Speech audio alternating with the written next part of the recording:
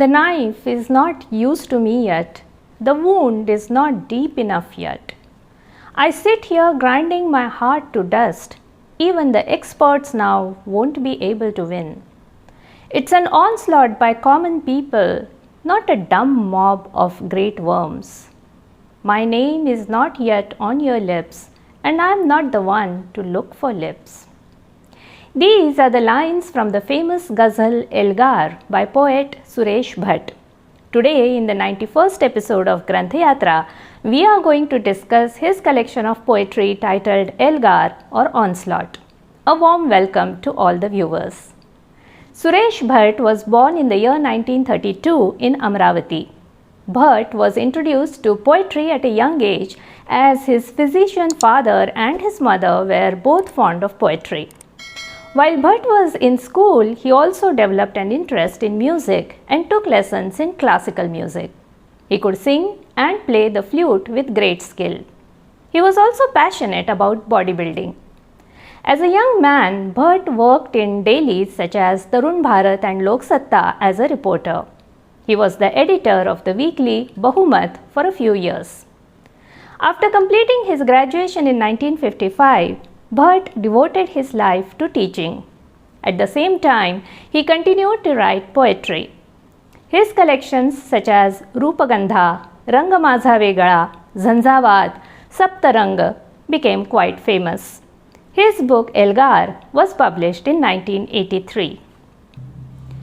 In the world of Marathi literature, Bhat is primarily known as a writer of Gazals. He is credited with establishing this form of poetry in Marathi literature. Let us first see what is the difference between an ordinary verse and a ghazal. Ghazal is a composition of a series of couplets called sher that are composed in the same meter and carry the same rhyme in the middle and at the end. Every couplet is complete in itself. In an ordinary poem, the meaning gradually unfolds as the verse progresses. On the other hand, each couplet of a ghazal is an independent verse in itself with a complete expression of meaning. For example, in a couplet written by Bhat, राहिले रे अजून श्वास किती, जीवना ही तुझी मिजास किती. How many more breaths to go, O life, how you strut as you go. The words shwas and mizas have the same rhyme, and the word kiti is used at the end of each line to achieve end rhyme.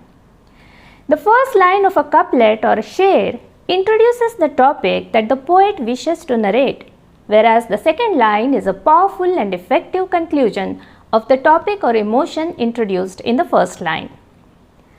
The ghazals written by Suresh Bhat entertain diverse themes. In the very first ghazal of this book titled Elgar, the poet denounces the timidity, selfishness and pretensions of the society. In his ghazal titled Sankshep, he writes, "This one kicked me and that one used me. Whoever met me in some way deprived me. At the boundary of the mind, questions gathered like whips. My own question dissolved on my lips." Or, "The moon no longer belongs to innocent birds. Moonshine these days is usurped by thugs." Ghazals by Bhat not only decry unjust practices, but they also dream of a bright future and inspire others to strive for it. In his ghazal We, he writes, "We gifted a golden sky to every hamlet. We dispense the call of dawn in our wanderings. Even if the present cannot comprehend our tongue, we speak with the generations that carry lightning." Or, "I do not accept this path. O future, give me your torch." In his ghazal The News, Bhat writes, "Do not burn the torch in broad daylight, O thieves. No one has granted you the sun yet to use as you please." In another ghazal titled O Friends, the poet writes, "Sun has long darkened, O friends. Come, let's bring a new one, friends." Suresh Bhat was greatly influenced by the writings of Dr. Babasaheb Ambedkar. Paying tributes to Ambedkar in his poem Bhima Vandana, Bhat writes, What sky is this? Where have you brought us? You gave us these wings. Where did the cages disappear? These are our flights, and this a salute by the birds. On the one hand, Bhatt's ghazals thus criticize the evil tendencies and injustice in society, inspire others to rebel against these tendencies, and on the other hand, they portray delicate feelings of love with dexterity. He effectively captures emotions flooding in his mind in every couplet. In his ghazal, "This is not good," he writes, "Listen to me, give up your yearning for dreams. Dreams do not behave well in this realm. Say who will spare total ruin. It's not good to create your own design. Our moon yesterday was a different one. This moonshine in the sun, not a good omen." Or, "Why did you wear heavenly stars then? Why did you neglect only my dreams then? Why do you blame the spring gone by? Did you keep the promise to bloom then?" Just like the depiction of love and longing, Bhatt's ghazals also portray the haunting feeling of loss and separation with equal elegance. In his famous ghazal, "Sometime at Dawn," the yearning for a lost love is expressed with evocative imagery in every couplet. "A few sounds of moonshine linger in my bosom, while the night carried away the star-studded sky. The bed is still fragrant with jasmine flowers. Did the night leave the string behind as it passed by?" Expressing the longing of a defeated suitor in his ghazal songs, Bhatt writes, "When your soaking rain came calling at my door, I could not sing the rain song for you. I do not know what to say or think. How do the songs take shape for you?" In another ghazal, he writes, "How lost I was when you began to bloom and flare. The spring came and went away, I was hardly aware." Or, "How the life passed dry and parched, how I went on suppressing my thirst. How you shut my lips then, how can tears explain the worst?" Bhatt's poetic mind is troubled by the loss of affection between people and communities. He writes, "The corpses enquire each other's caste in the crematorium. No one bothers who was the person that died." Or, "Nature sings songs of Shravan. Who remembers infant grass? Why ask after each other? No one cares for anyone." Some of Bhatt's ghazals reflect his personal emotions, hopes, and despairs. In the ghazal titled Zanvi, he says, "I am a simple beggar, my bag is empty. It's their rich mendicants who are respected." In the poem I am past that age, he writes, "Day and night showers the sweet cloud of memories. I am past the age of soaking in the rain. If the end is near, why comes the spring? Alas, I am past the age of picking flowers." In one of his couplets, he captures a fleeting emotion that is hard to describe in words. "I am alone with myself at times. I am not in the surrounding crowd sometimes." And in another couplet, he uses the imagery of a grinding stone when writing about human destiny. "I jumped in the grinding stone singing, with leisure life began its grinding." Although ghazal as a form of poetry originated in Arabic and was then adopted by Persian poets and subsequently by poets writing in Urdu, Suresh Bhat wrote ghazals in Marathi with equal ease.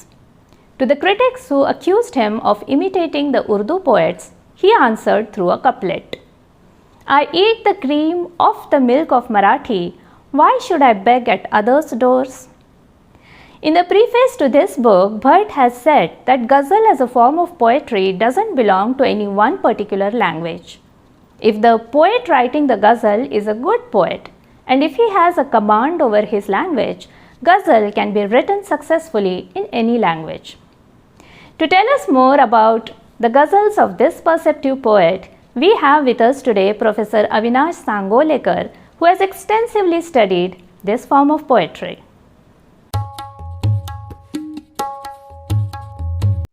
कविवर्य Suresh Bhat हे मराठीमधलं एक मोठं नाव आहे. मराठी कविता प्रामुख्याने गीतं आणि गझला ह्यासाठी सुरेश भटांचं नाव हे नेहमीच मराठी कवितेच्या इतिहासात आदरानं सन्मानानं घेतलं जाईल. सुरेश भटांचा एल्गार हा कविता संग्रह त्यांच्या एकूण कविता संग्रहामधला 3ऱ्या क्रमांकाचा कविता संग्रह असून तो डिसेंबर 1986 मध्ये त्यांच्याच बहुमत प्रकाशनातर्फे प्रकाशित झालेला होता. 96 कवितांच्या ह्या संग्रहामध्ये 91 कविता ह्या गझल ह्या काव्य प्रकारातल्या आहेत. तसं बघितलं तर सुरेश भटांनी मुक्त छंदासह कितीतरी वेगवेगळे काव्य प्रकार हाताळलेले आहेत.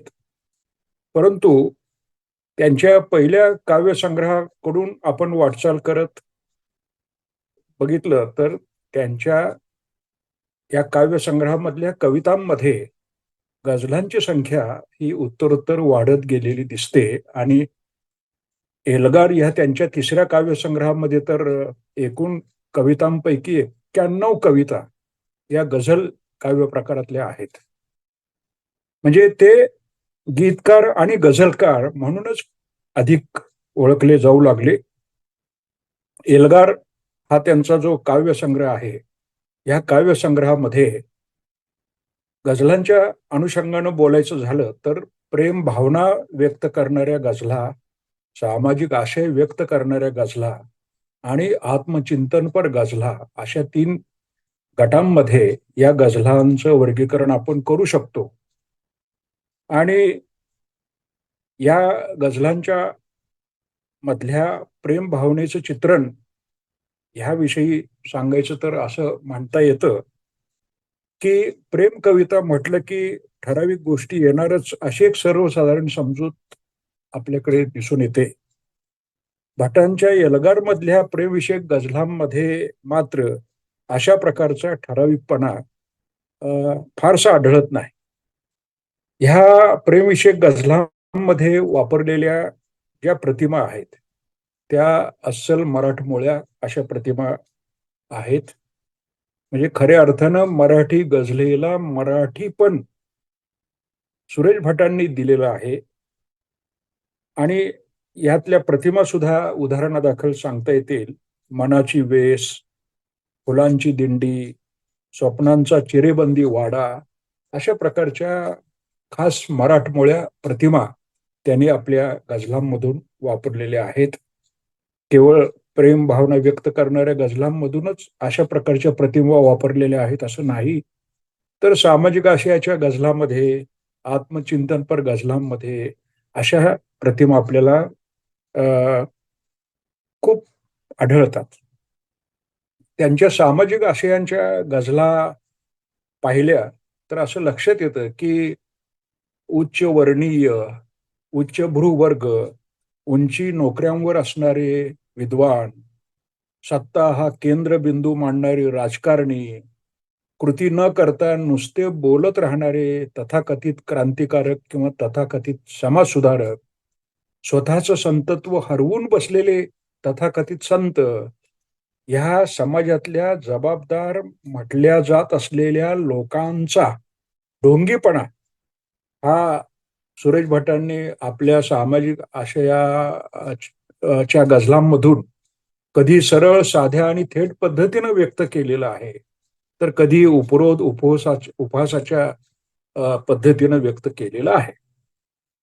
भट एवढ्यावरच थांबत नाहीत, तर ह्या सगळ्या अनुषंगानं ते सर्वसामान्यांची बाजू ठामपणाने घेताना दिसतात.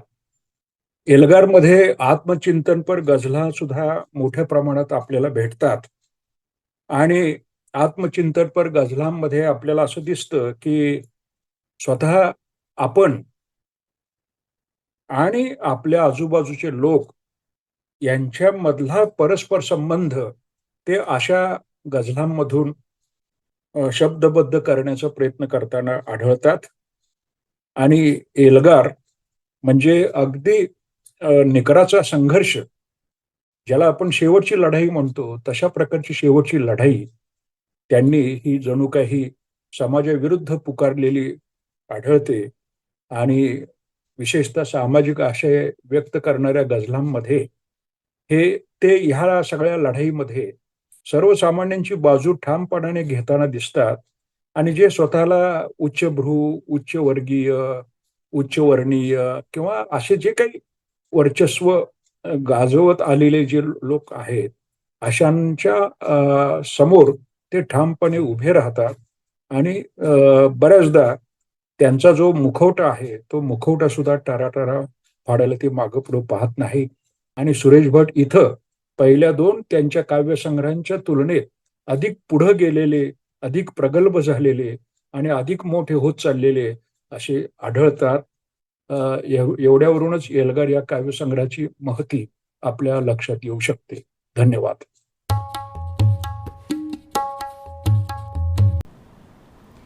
According to a popular anecdote, the famous music director Hridaynath Mangeshkar once found a notebook containing Bhatt's poems lying on a footpath. On reading those poems, Mangeshkar went in search of Suresh Bhat and composed music for his poems, turning them into unforgettable songs. According to critic Sanjeev Velankar, the soft and gentle poetry of Suresh Bhat at times turns sharp and prickly like the point of an arrow in its sarcasm. At such times, we glimpse not only the soft side of his poetic mind, but also the other side, which hammers at the helplessness, selfishness, and pretense of society. Whether it is his poetry on social issues or ghazals depicting the sublime shades of love experience, Suresh Bhat's words still linger in readers' minds.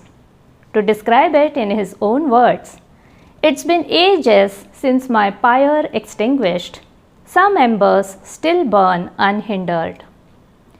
Do read the ghazals in Suresh Bhat's collection Elgar that act as an apt commentary of society and which made a unique contribution to the world of Marathi poetry.